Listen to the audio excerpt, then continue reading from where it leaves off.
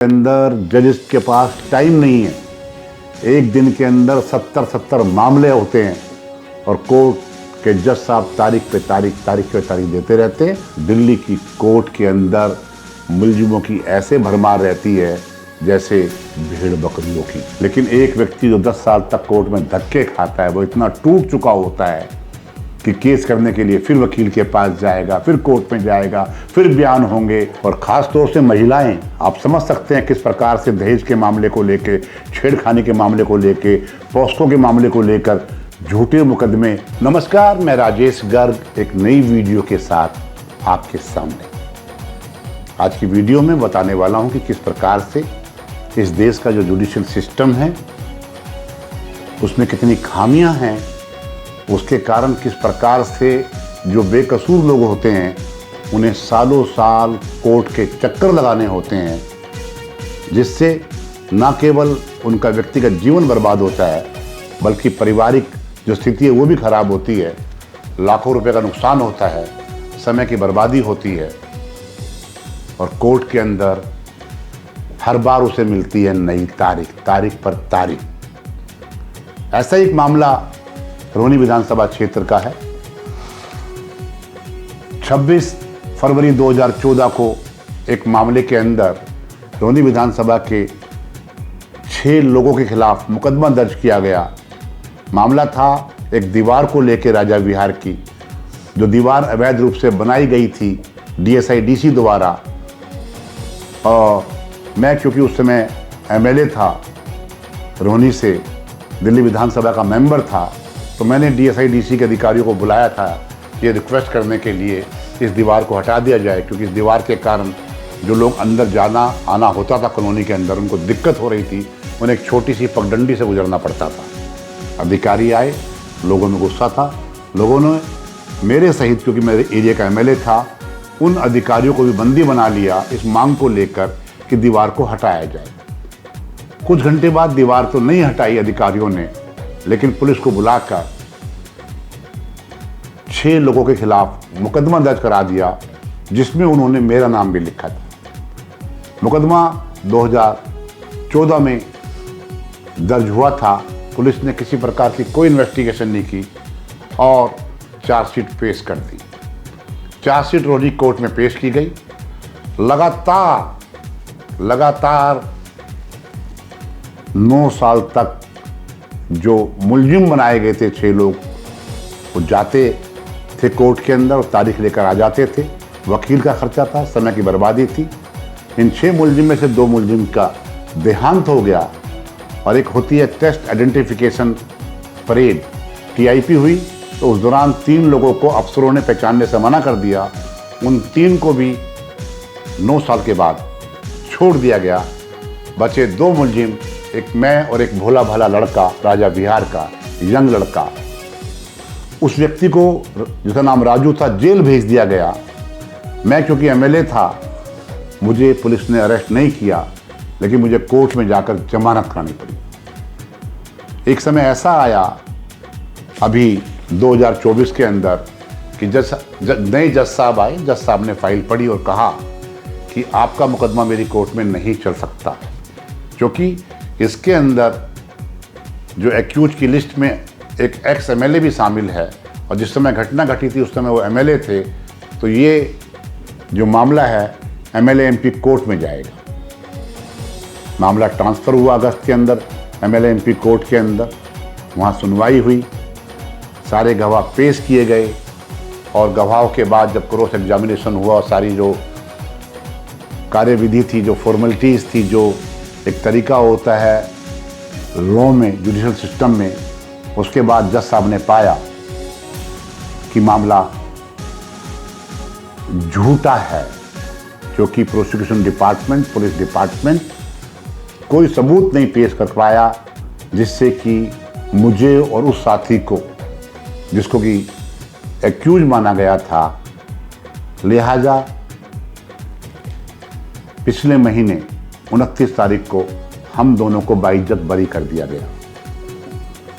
DSIDC के officers भी कहने लगे कि जी हमें ऐसा बताया गया था, ये हमारी प्रिजम्पशन थी, ये हमारी फीलिंग थी, जैसा लोगों ने कहा, हमने नाम लिखवा दिए लेकिन हमारे पास कोई सबूत नहीं है। मैं जो कहना चाहता हूँ वो ये, हम तो बरी हो गए और लोग भी बरी होते हैं, लेकिन जिस प्रकार से 10 साल लगातार प्रताड़ना झेली, कोर्ट के अंदर जजेस के पास टाइम नहीं है, एक दिन के अंदर 70 मामले होते हैं और कोर्ट के जज साहब तारीख पे तारीख देते रहते हैं, मामला लंबा खिंचता रहता है और जो एक्यूज होता है वो परेशानियों को झेलता है, उसकी ज़िंदगी खराब हो जाती है, उसके परिवार की हालत खराब हो जाती है।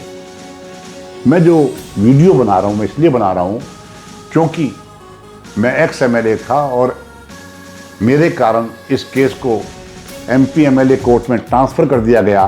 अब आप देखिए, एमपी एमएलए कोर्ट में केवल एक दिन में 1 या 2 मामलों की सुनवाई होती थी और अगस्त, सितंबर, अक्टूबर 3 महीने ये और 1 महीने उससे पहले का, तो 4 महीने के अंदर मुकदमे के अंदर ऑनरेबल जज साहब ने फैसला कर दिया। मैं जो कहना चाहता हूं कि क्या तो गलती मेरी थी और क्या गलती उन लोगों की थी जिनको मुलजिम बनाया गया, कोर्ट ने बरी कर दिया। मैं जो कहना चाहता हूं, इस जुडिशियल सिस्टम में सुधार किया जाए। यदि कोर्ट किसी मामले में मुलजिमों को, एक्यूज्ड को बरी करती है तो जो कंप्लेनेंट है उसके खिलाफ तुरंत सुओ मोटो कोर्ट को कार्रवाई करनी चाहिए, जिससे कि ये झूठे मुकदमे जो दर्ज होते हैं वो झूठे मुकदमे दर्ज होने बंद हो जाएंगे। ये वीडियो बनाने का पर्पज आप तक ये बात पहुंचाना है कि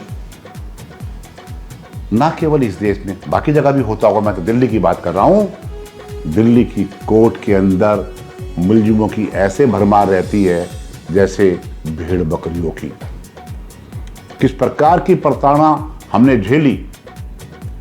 मैं शुक्रगुजार हूं एमपी एमएलए कोर्ट की जज साहिबा का कि जिन्होंने पूरे केस को सुना, छोटी छोटी डेट दी, हर हफ्ते 2-3 डेट देती थी, पूरी बात सुनती थी और पूरी बात समझने के बाद हमें बरी कर दिया। लेकिन हमारे ज़िंदगी के वो 10 साल कैसे वापस आएंगे जो हमने इस झूठे मुकदमे के अंदर कोर्ट में बिताए। कुछ साथी हमारे जेल गए, कितना खर्चा उनका हुआ, वकीलों का खर्चा, कागज का खर्चा, जाने आने का खर्चा, काम धंधे का नुकसान, इसके लिए कौन जिम्मेवार है? क्यों नहीं कोर्ट ने तुरंत ऑर्डर के बाद उन अधिकारियों के खिलाफ, उन कंप्लेंट्स जिस व्यक्ति ने की थी उसके खिलाफ मुकदमा दर्ज करने का ऑर्डर कर दिया होता तो ज़्यादा अच्छा होता। क्यों नहीं किया? संविधान के अंदर प्रोविजन तो है, आईपीसी जो कि अब बीएनएस हो चुकी है उसमें प्रोविजन तो है कि जो झूठी कंप्लेंट करने वाला व्यक्ति है उसके खिलाफ कार्रवाई हो सकती है यदि जो बरी हुए हैं वो उनके खिलाफ मुकदमा दायर कर सकते हैं। बीएनएस की सेक्शन 248 के तहत, पहले आईपीसी थी तो आईपीसी में सेक्शन 211 के तहत मुकदमा दर्ज करने की छूट है। किसको? जो पहले मुलजिम था और बरी हो गया है वो कंप्लेनेंट के खिलाफ केस कर सकता है। लेकिन एक व्यक्ति जो 10 साल तक कोर्ट में धक्के खाता है, वो इतना टूट चुका होता है कि केस करने के लिए फिर वकील के पास जाएगा, फिर कोर्ट में जाएगा, फिर बयान होंगे। उससे परेशान होकर उस सारी समस्या को देखकर कि मेरे साथ ऐसा ऐसा होगा, तो वो उस मामले को छोड़ देता है। क्यों नहीं बीएनएस के अंदर भारत सरकार, सुप्रीम कोर्ट और इंडियन जो जुडिशियल सिस्टम है वो एक क्लोज ले आए कि जब कोई व्यक्ति बरी होगा किसी भी केस के अंदर और जो कंप्लेनेंट होगा तो उसके खिलाफ कार्रवाई की जाएगी। ऐसा हो जाए तो आपको, मुझको और उन करोड़ों मुलजिमों को एक बहुत बड़ी राहत मिल जाएगी। और वो व्यक्ति और ख़ास तौर से महिलाएं, आप समझ सकते हैं किस प्रकार से दहेज के मामले को लेकर, छेड़खानी के मामले को लेकर, पॉस्को के मामले को लेकर झूठे मुकदमे अपनी राजनीति चमकाने के लिए और अपने जो कुछ और मैटर होता है, उसको बराबर करने के लिए लोग कर देते हैं। यदि कोर्ट ऐसे शिकायतकर्ताओं के खिलाफ सख्त कार्रवाई केस खत्म होते ही शुरू कर दे तो मामले कम होंगे और कोर्ट के का जो बोझ है वो कम हो जाएगा। साथ ही एक बात और मैं चाहता हूं कि आपने एमपी, एमएलएज और बड़े बड़े जो क्रिमिनल्स हैं, सीबीआई वाले, मनी लॉन्ड्रिंग वाले, उनके लिए स्पेशल कोर्ट बना दी है। कोर्ट भी वीआईपी है राहुल एवेन्यू के अंदर, लेकिन जो एक आम आदमी होता है वो किस प्रकार की तकलीफें झेलता है। दिल्ली की कोर्ट चाहे रोनी हो, चाहे साकेत हो, चाहे द्वारका हो, चाहे कड़कड़डुमा हो, चाहे तीसजारी हो, चाहे पटियाला हाउस हो, सब जगह बुरा हाल रहता है। सुबह से शाम हो जाती है, कोर्ट में नंबर नहीं आता और सालों साल केस चलता है।